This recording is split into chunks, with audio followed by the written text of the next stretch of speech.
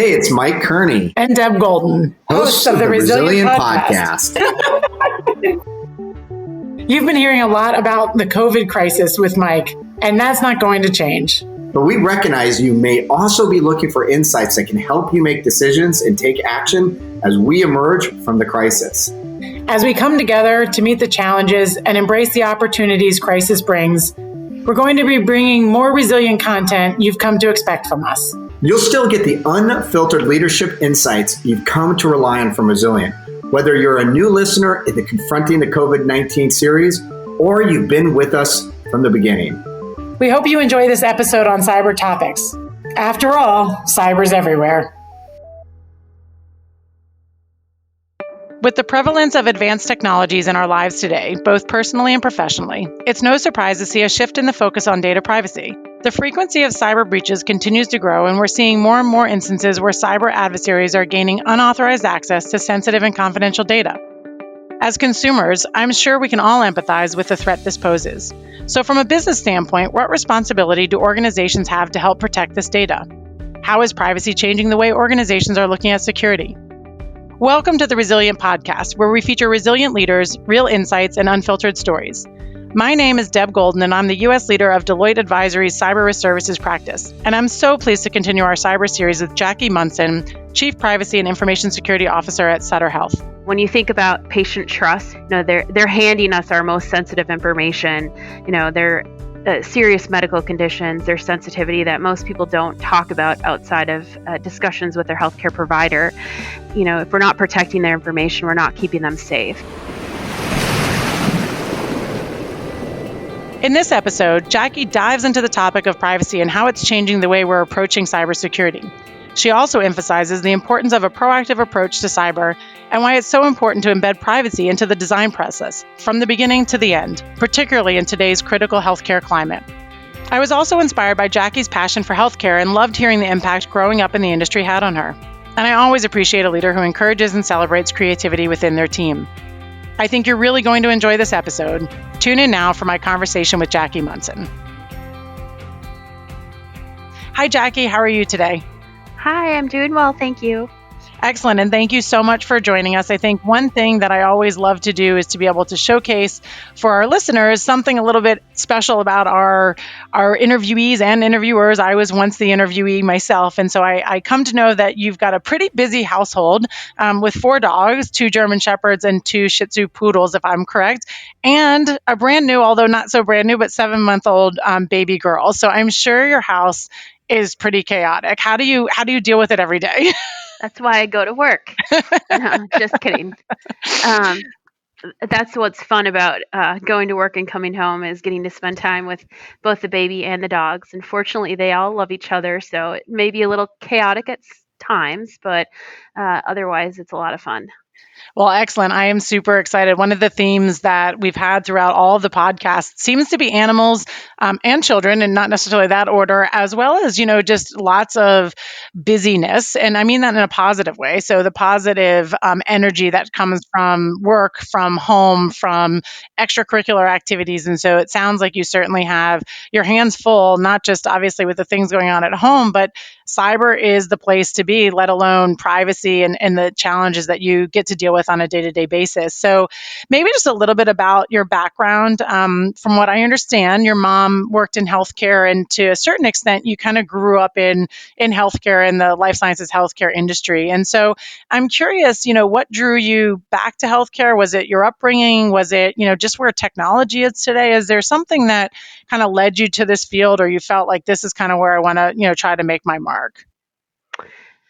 Yeah, I definitely grew up in literally walking the halls of a hospital where my mom is still a hospital administrator and has been for 47 or 48 years now. Wow. Yeah, really, really lucky to getting nourished environment. Although when I observed her, she goes to work at 4 a.m. and she doesn't get home till 5 or 6 p.m. And that's still the case today. And so I really didn't want to go into healthcare because I figured there was more to life than working.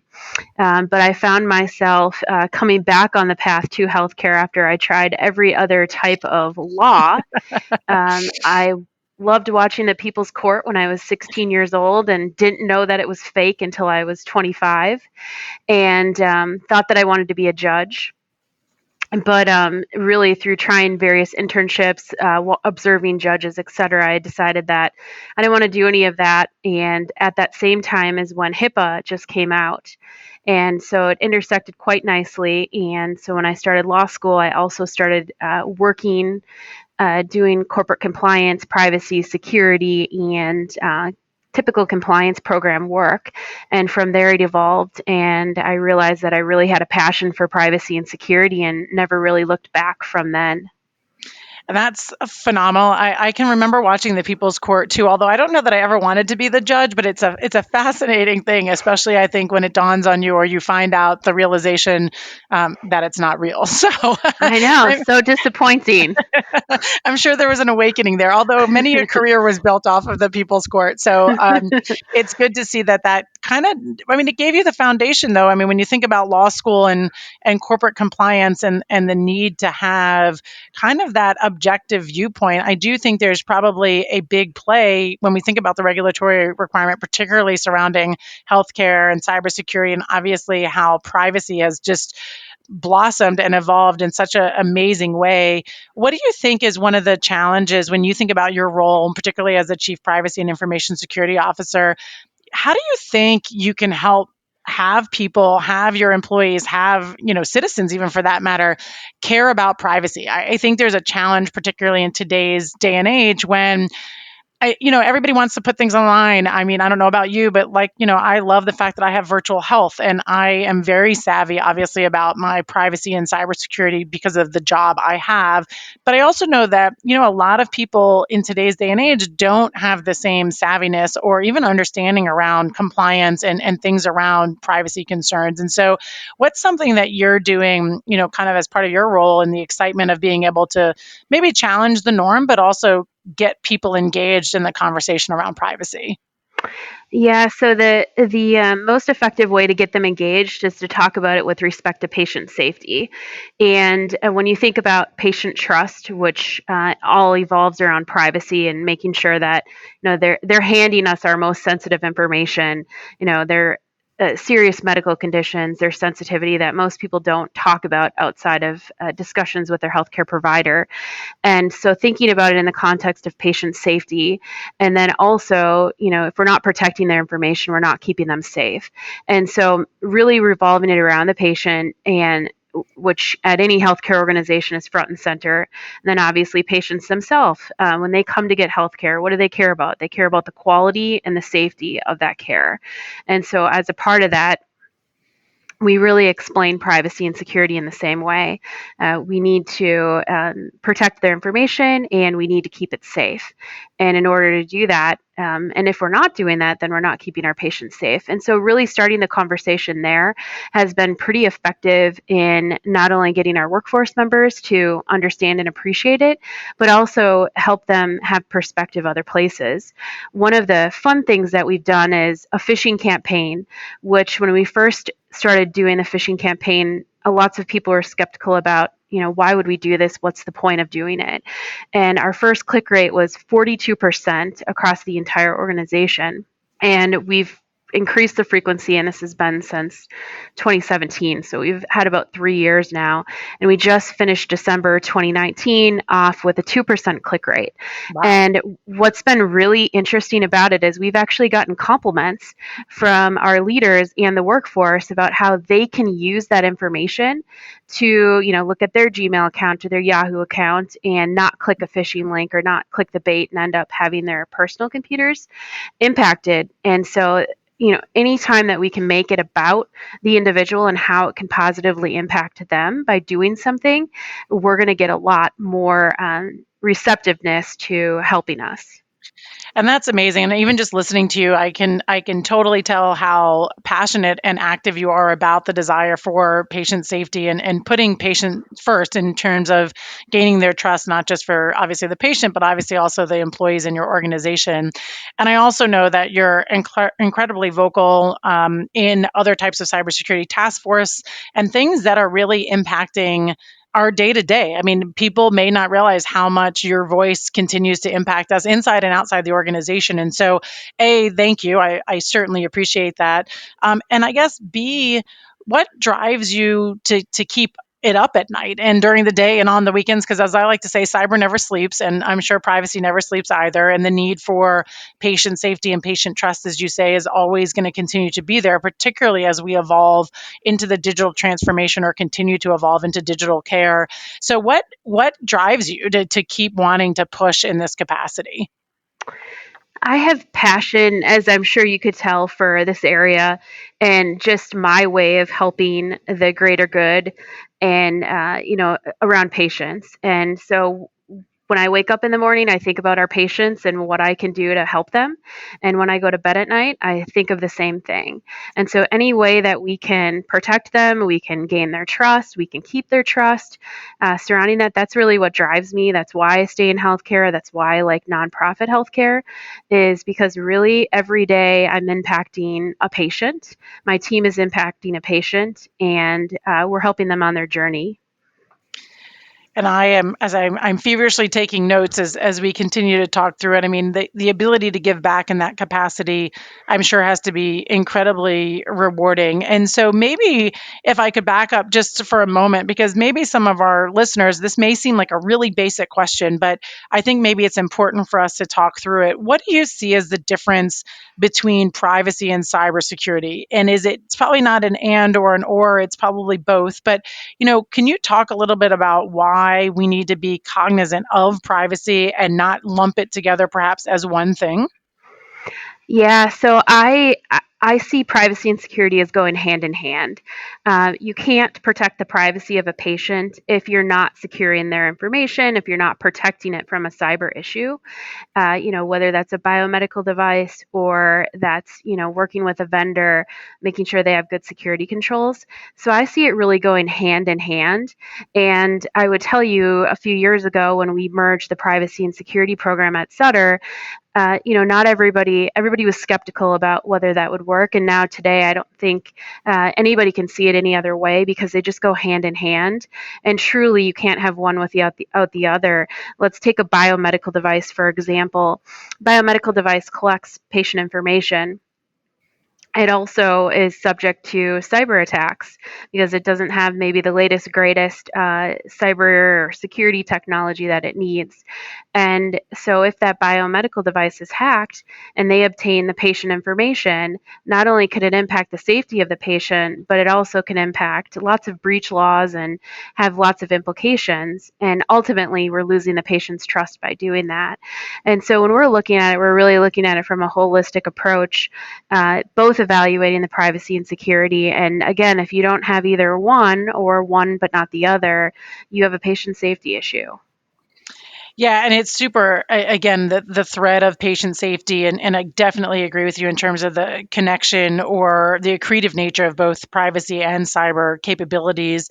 When you talk about building your privacy program when you got to Sutter, I mean, from what I understand, you basically built it from scratch, start to finish. And I'm assuming, again, given the passion that I can hear exude from your voice, that it was an incredibly rewarding experience. And so maybe for our listeners who might be, depending upon a variety of maturity of their programs, what do you think were some of the key elements of the successful program? I mean, whether that was how do you even start to, what does finish mean? Because I'm pretty sure cyber and privacy will continue, like I said, for quite some time. And so any key elements or tips you might be able to provide the listeners as you think about how the program evolved and the success that you've had? Sure. Yeah, I was lucky enough to join Sutter. Sutter had a lot of opportunities related to privacy, and we're really looking for a more robust privacy program at the time, which was a number of years ago. And I'm fortunate in that this is probably the only opportunity I'll have in my career to actually start to finish build your program the way that you want to. So most of the time, as an official, you're coming into an organization, you're making adjustments and changes, but you have existing structure. And I didn't have existing structure, so I literally could build it start to finish. And in order to do that, I think you first have to come up with a strategy and address what are the minimum requirements from a regulatory standpoint that you need to address. When we originally designed it, we designed it under the 8 essential elements of a healthcare compliance program, and published by the Healthcare Compliance Association, and then really have evolved now to following the NIST cybersecurity framework. We designed both privacy and security that way. And so, you start as basic as you can and you build from there. The other piece that I found is extremely important is a strategy and program metrics. And the reason why program metrics are so important is not only do you have to have a strategy of what you're going to execute on, but those metrics are important to making the business case for additional resources, for the effectiveness of your program, the maturity of your program, and really that's how you make a business case for getting additional resources if that's what you need. And I'm fortunate enough at Sutter that I feel like I'm still in the honeymoon phase. And for those of you who don't know what the honeymoon phase is, it really is, you get this phase where everything is great. You get the resources, you get everything that you need, and then all of a sudden that honeymoon phase phases out. And been here for 7 years now, and it has not phased out. And I think it, revolves around the metrics and the robustness of the program, and of course, the results. Knock on wood, we haven't had any serious events in the last few years, and I think it's a direct correlation to my team and the program that we have built. Definitely, again, I think successful program, the metrics have proven. It's great to hear about you continue to enjoy the honeymoon phase. And again, if you weren't successful and showcasing those returns, I'm sure you might be living in a different type of environment. But given the success, and even when you just think about the proactive nature of how you've evolved the program, again, I just really, the passion shines through in your voice. And so the thing I'd ask is, again, how do you keep staying in front of it? We know, and we've read plenty of things that we know that the adversary continues to work at a faster pace than we do, particularly in life sciences, healthcare. As you well know, the advancement of biomedical devices, of just biomedicine, virtual health is exposing us to a broader and broader threat platform. And so how do you make sure that your program and your people that work for you and the people that you work with stay ahead of the threats? And so, whether that's leveraging data analytics or changing your metrics or your success criteria, I'd be interested to hear your perspective on kind of trying to stay one step ahead of the adversary. Yeah, so I think there's a couple of things. One, I think of the evolution, if you're being effective, particularly with cyber, when literally every hour something is changing, some risk is changing when we found a patch to fix the last risk. And so one of the key pieces, I think, is what I call privacy and security by design. And, I know that my program is one of the only ones in the country where we actually have dedicated resources to this area. And that allows us to, at some point become what my goal is 80% proactive, meaning that we're doing threat hunting. We are designing the systems from a security standpoint. We are proactively looking at potential threats and how they might impact our systems and what we can do to protect it.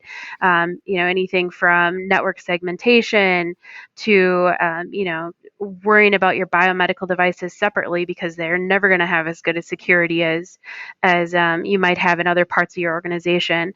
And so that function is responsible for thinking through all of those things, which you can imagine is a huge burden, but in reality, it at some point will help us be spending more time doing that than we are responding to incidents. So that's one piece of it. I think the other piece is leveraging artificial intelligence, which is phenomenal. We use it in both the privacy piece of the program for what we call insider threats, and we look at it from the internal or the external threats and how we manage it. And I think artificial intelligence is the future to helping us get ahead of some of those threat landscapes, because we're able to evaluate all of the different entry points as well as inside and really look at that data and be able to analyze it.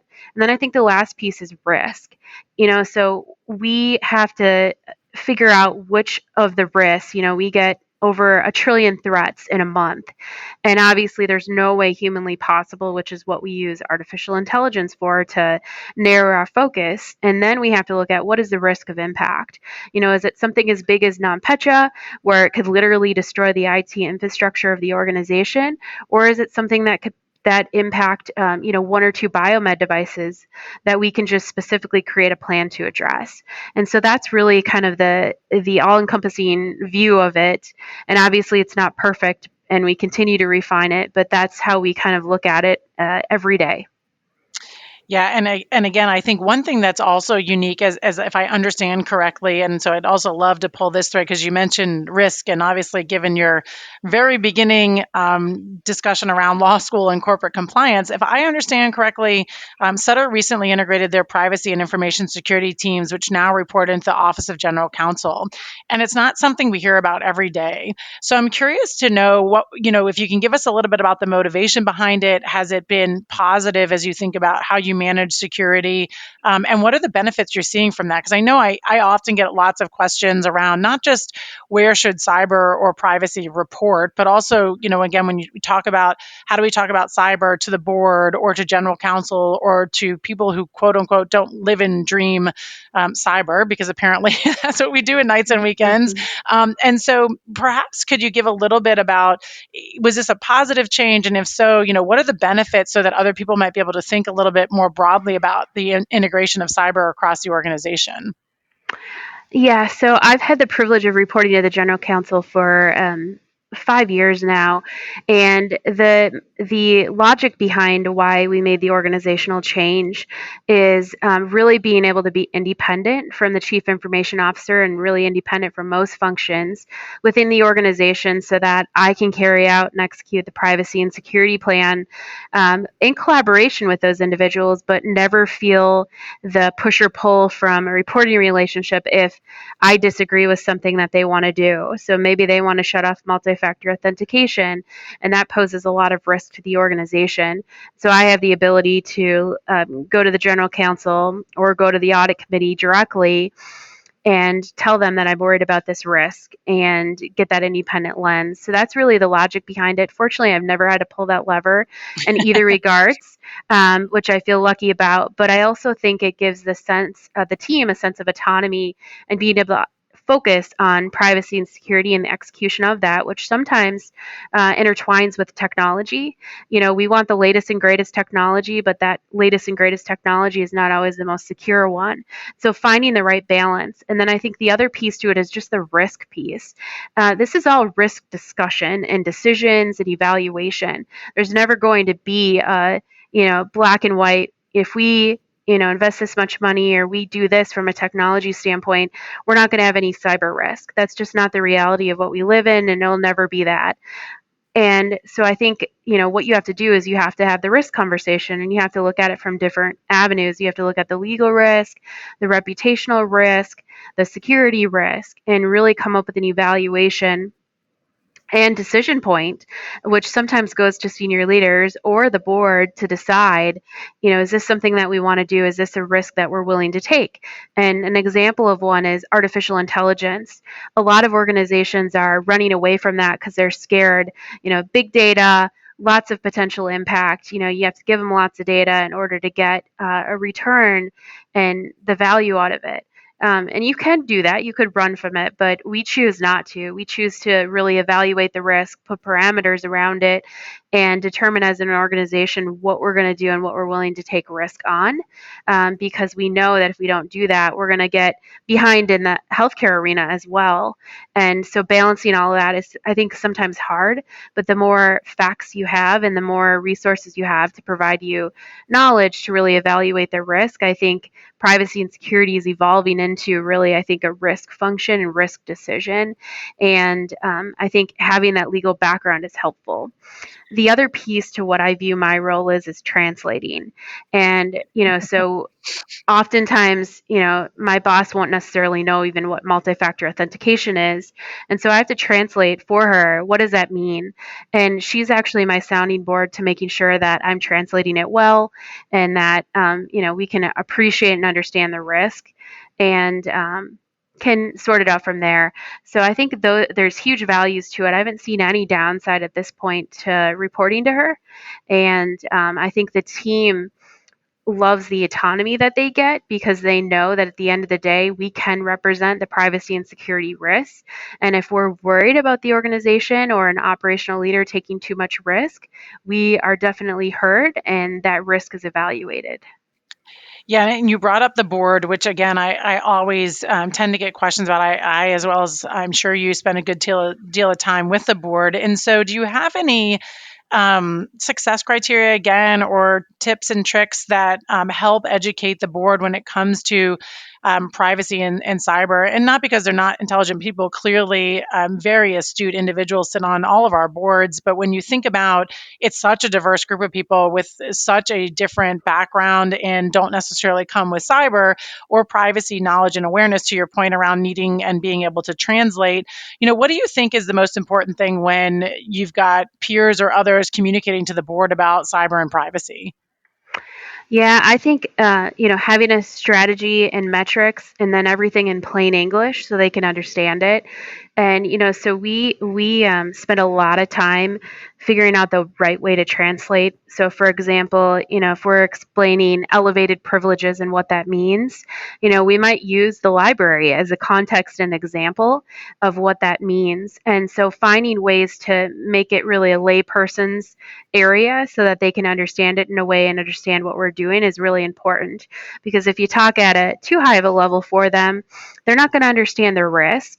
And they're either going to be asking a ton of questions because they don't understand it, or you run the risk of potentially not telling them what they need to do to exercise their fiduciary obligation. So I really spend a lot of time figuring out the right way to translate. And we spent about 3 years really refining the metrics and the reporting that we provided to the board to make it in such a layperson's way that they can look at it and know what's going on in my team by looking at key performance indicators, key risk indicators, and identifying, okay, program maturity is at X number and program maturity is moving to this number. If we invest this amount of money, she'll be able to reduce risk and mature the program. And then in layperson terms, what are the barriers? What are the potential issues that I have to achieving that? And so I think the easiest way is to translate versus just being technical geek speak, because it's not going to get you anywhere and it's not going to help the board exercise their fiduciary responsibility or support, which I think both are really important. Yeah, and I think especially when you start to think about obviously the mission that Sutter's taken on, and what you've shared as well here, right? How to transform healthcare to the next level through innovation, digital transformation. You've mentioned artificial intelligence a number of times, and when you think about, they're very exciting technologies and capabilities. It's also obviously, to your point around managing the appropriate risk associated with it. I think you said something to the effect of, we can't do all these things without having any risk, right? There's definitely going to be vulnerabilities and challenges associated with cyber and privacy. And so I think when you think about that, do you believe, and I think yes, but I think that innovation and digital transformation are necessary to evolve, particularly when we think about healthcare. And when you think about the risks that you're taking, is it a 5% risk tolerance? Does it change day to day based on your environment? Like, how do you help the organization kind of ebb and flow with it? Because it's not constant and it's not always the same. Yeah, I think obviously innovation and digital transformation are the future of healthcare. It's the only way we're going to decrease the cost of care, and it's what our patients want, particularly the millennial population. They want to have healthcare very differently than the old model of healthcare is. And so I think it's risk quantification at the point in time. I don't think that there's ever a point where an organization can say that our risk tolerance is X. We don't do anything above X. We don't, and we can do everything below X. I think it's really just an informative conversation about what is the risk, what does it look like, and if we can quantify it in any way, which we can do a lot of times with various things, is quantifying that risk and getting everybody in the same room to say, this is why we're taking this risk, and these are all the individuals that signed off on the risk. And I think just having informed risk conversations is probably the most important piece to that. And then documenting it so that 5 years from now, if somebody else is going, well, why did they do that? They can evaluate and look at the documentation and say, oh, this is why, the logic behind it, even though in 5 years it might be completely illogical. It doesn't really matter. It's more important that you're really evaluating the risk at a point in time, I think. No, and I think it's critical because I do think the risk profile as well as the threat landscape is just changing at such a fast pace that to have something so stagnant is going to be a challenge. But to your point, we make decisions at a point in time based on many things that might be going through our heads, through our organization, with our constituencies. And so it's important. You mentioned documented, and I know people don't always like to document everything, but I think that's critical, particularly when we think about, again, the reasons why, and if somebody wants to go back, and by the way, go back could be like in a week. It doesn't have to be in 5 years, right, to figure out why decisions have been made. I'm going to pivot just for a second because I know it's important, particularly when we're thinking about healthcare. There's obviously a lot of integration with third parties, and whether that's everything from consent to actual cyber to actual networks and infrastructures. What's your take on the risk associated with third party and how we can best address them? Because I think there's a lot of uncertainty. There's a lot of interoperability that perhaps organizations aren't familiar with. And so when we start to increase our constituents to not just be employees and contractors, we obviously have many third parties that we're integrating with on a day-to-day basis. And so what do you think about, or maybe what are the top, handful of things that people can be thinking about associated with third parties? Yeah, so cyber risk is number one to me. Third party risk is number two, and I think the reason why third party is so important is because we are, as you mentioned, connected to everybody and everything, and then we also have this uniqueness in healthcare where we have an interest in vendors who have niche areas, and with that, oftentimes they're small mom and pop shops, and so they can't afford the same cybersecurity controls that Sutter Health can. And some of it's also interconnected with small physician practices who might literally have their hard drives in their garage. And I know people cringe at that, but that's literally the reality of we face. They want to continue their physician practice. They've had to acclimate to some technology, but don't necessarily have the understanding or even the ability to afford, the cybersecurity hygiene that a big healthcare organization has. And so it's an area where we spend a lot of time evaluating risk. We use technology. I think the latest, most interesting is actually the credit score concept, where you can actually get a score of a vendor. And you can evaluate based on that what you're going to do. And so what we do with those is we just try to get as much publicly available information as we have to say, what is the immediate risk? What is the critical importance of this vendor to the organization? It doesn't matter if it's a huge vendor or a small vendor. Sometimes the smaller vendors are actually more critical than the big ones are. And then, what is their cyber hygiene? What is their security hygiene? And what is their privacy hygiene? And then really walking through an evaluation and identifying what we need to do. And if we identify high risk, then we'll work through remediation plans. And sometimes we'll actually delay using the vendor until they've remediated to a certain level if we believe it's high risk. And so really, really work through that. We also include the business because they're a key component of it. They help us really understand how critical is this to the organization and how much work do we need to put into mitigating it. And the easiest example that I can provide you is a few years ago we had NotPetya and we had Nuance. And Nuance was used at Sutter for transcription services and digital dictation for our physicians. And they obviously were impacted by it, which is public. And within 24 hours of being impacted, we had 1.4 million transcriptions sitting in the queue waiting to be transcribed. And so that's truly a huge impact. And it took us about 8 weeks to recover from that because it's not like Nuance could stand up, another function and help us with the dictation. And, we had really thought about what the contingency plan was if something like that went down. So that's the other key component that we've been working on since, every time we have a vendor issue, we learn from it is what's the contingency? How important is that function to us? And if it's important, then what is our plan B? Because, we can't assume, just like we can't assume our own organization won't be hit by a cyber attack. Vendors are going to be hit by cyber attacks. And if they don't have good security controls, it's just the reality of it. And so, how can we plan for a plan B? How can we help them mitigate their risk? And how can the organization be informed about that risk so that, if a nuance does happen, nobody's surprised that it has the impact that it does.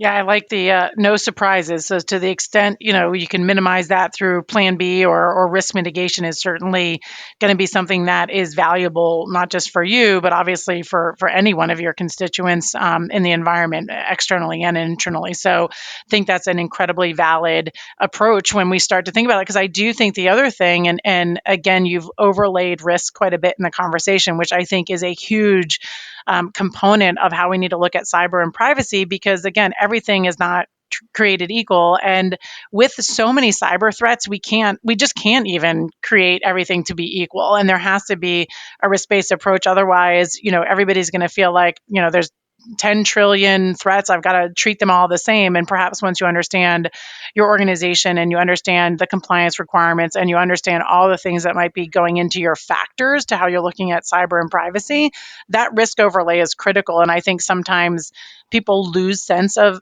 the risk necessity that we need to have in this conversation. So I truly appreciate you continuing to not only weave that in our conversation, but obviously, you're doing it live and in person in your role. So kudos to you and the team for doing that. One quick question, again, kind of bringing it back around as we think about regulatory pressures, particularly with, I think, what will continue to be a change. You brought up part of the reason you got back into the healthcare environment was around HIPAA legislation and regulation. There's still so much more to get done, if you will, as it comes to regulatory pressures, particularly when we talk about privacy of patient data, and actually follow through. There's a lot of conversation around carrot and stick, and are people doing enough, both individuals as well as organizations. And so, what do you see as the state of the future for regulatory pressures, particularly when we continue to add in virtual healthcare, which I certainly love and appreciate, and even just the advancements in medical devices. And so, how do you think regulatory environments and constituencies are going to be able to keep up with the demand for innovation? Yeah, that's a really good question. They haven't been able to keep up. And I don't think even if we look at HIPAA, there's just some stuff in HIPAA that wasn't contemplated because, we aren't in the same world we're in today. We were in a paper record world with a little bit of technology helping us back when HIPAA was first implemented. And so they've made some modifications to it, but they can't make them at the change and evolution of technology. And I think that's kind of the crossroads of where we are with many laws that we didn't even think would impact healthcare privacy and security. Like, let's take Stark and the anti-kickback law. And, we have a desire, for example, to provide cybersecurity software to our independent physicians, and we can't because it's a Stark and anti-kickback issue. And so there's all kinds of regulatory implications that I don't even think could possibly be contemplated until they come up. And so I think the regulations need to be more nimble and be more focused on risk-based approaches than necessarily as black and white as they are and as prescriptive as they are.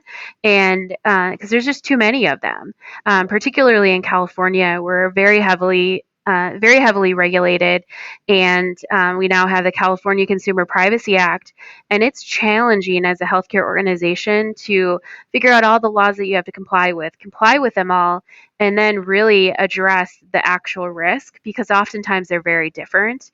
And so I love the idea of a national privacy or security law. I don't know that that'll ever happen, just given all the politics that might be involved with such a creation. But I think that the states legislating things is just creating a really challenging regulatory environment.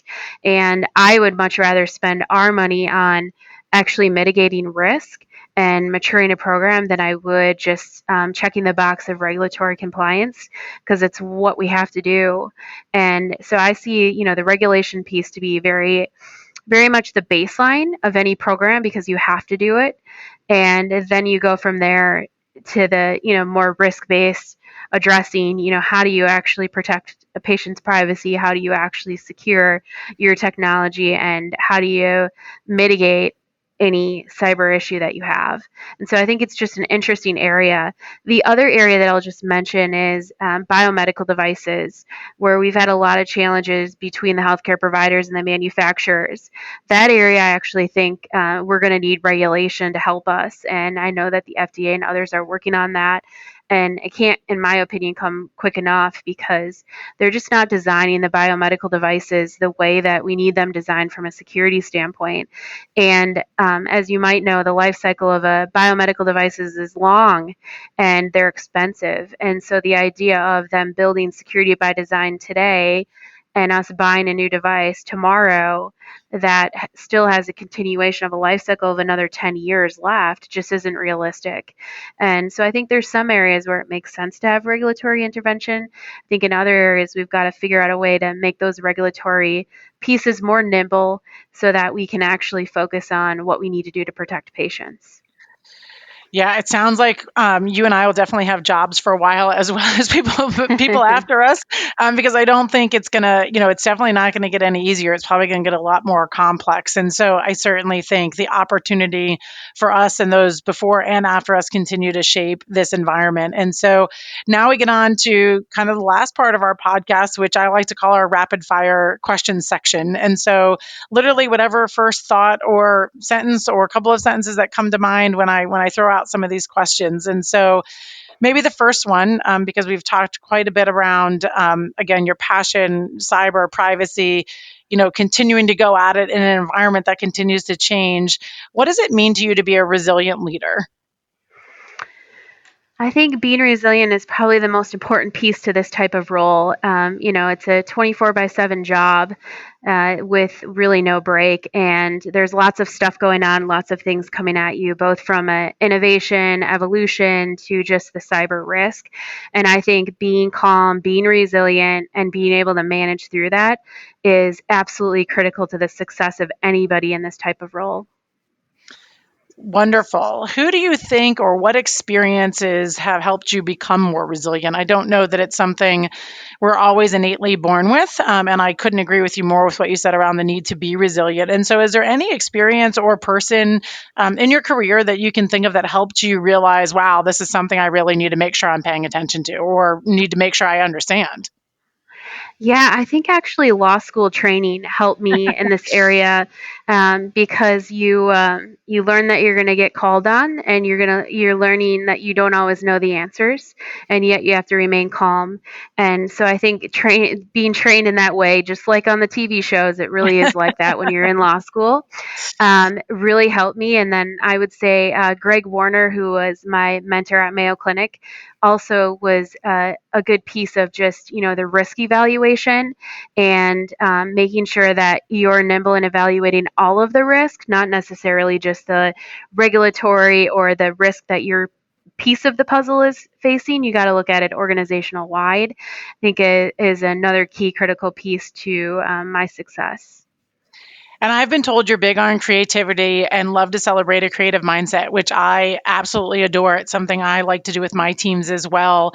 In such a highly regulated industry, I can imagine sometimes creativity itself seems like a big risk. And so how do you encourage creativity and continue to have your teams bring to you new ideas that maybe, are from left or right field, but maybe when you hear them, you're like, this is exactly what we needed. So how do you get people to stay creative and bring those ideas to you as you look to solve some of these challenges? Yeah, I think creating a safe environment where they can bring any idea forward, even if they think it's, there's no way she's going to go for it. There's no way it's going to be supported by the organization. I think creating that safe environment and then actually showing examples when we've taken that creativity and leveraged it to positively impact our program and the safety of patients.